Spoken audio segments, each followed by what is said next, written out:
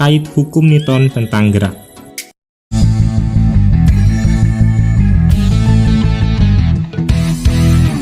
Sekarang kita lihat contoh soal nomor 1. Di sini ada balok bermasa 2 kg berada di atas bidang miring licin dengan sudut kemiringan 30 derajat. Sehingga balok bergerak dengan percepatan konstan G 10 meter per sekon kuadrat, maka besar gaya yang diperlukan untuk menggerakkan balok itu adalah pilihannya A5, B6, C7, D8, E10. Untuk menyelesaikan soal ini, yang pertama kita gambar diagram gaya bebasnya terlebih dahulu. Nah, bendanya berada di bidang miring, berarti kita anggap seperti ini bidangnya. Terus baloknya di sini ada gaya berat yang ke arah bawah. Nah, perhatikan untuk sumbu X dan sumbu Y pada bidang miring berbeda ketika sumbu X dan Y diproyeksikan terhadap bidang datar. Bidang miring, bidang datar beda. Kalau sumbu X pada bidang miring itu yang sejajar dengan permukaan bidangnya seperti ini. Ini sebagai WX, gaya berat, proyeksi gaya berat terhadap sumbu X. Sementara proyeksi gaya berat terhadap sumbu Y seperti ini. Ini WY. Kalau sumbu X kan kita tahu seperti ini nih. Tuh, ini X, ini Y, seperti itu. Oke, di sini kita bisa lihat yang gaya yang diperlukan untuk menggerakkan benda otomatis itu adalah WX. Kenapa? Karena bendanya bergerak ke arah bawah. Nah, bendanya bergerak ke arah bawah, otomatis yang membuat benda bergerak adalah gaya WX doang. Sehingga kita bisa menyelesaikan persamaan WX itu sama dengan W atau gaya berat dikalikan dengan sin theta. W itu kan M kali G. Sin theta-nya sudutnya 30 derajat dalam soal. Nah, massa dalam soal diketahui nilainya 2 kg. Sementara G-nya 10. Sin 30 setengah.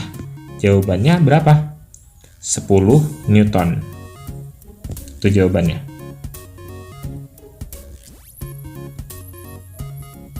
Dengan soal nomor 2, terdapat dua buah balok dihubungkan dengan seutas tali ringan ditarik oleh gaya horizontal 24 Newton, G-nya 10 meter per sekon kuadrat, dan permukaan lantainya licin. Tidak ada gaya gesekan ya. Besarnya percepatan balok tersebut dengan menggunakan hukum 2 Newton untuk masing-masing benda adalah, nah sekarang gambar dari soalnya ini ya, belum saya gambar sebelumnya. Jadi gambarnya seperti ini. Jadi ada dua balok, satunya ini 2 kg, sementara yang besar ini 4 kg.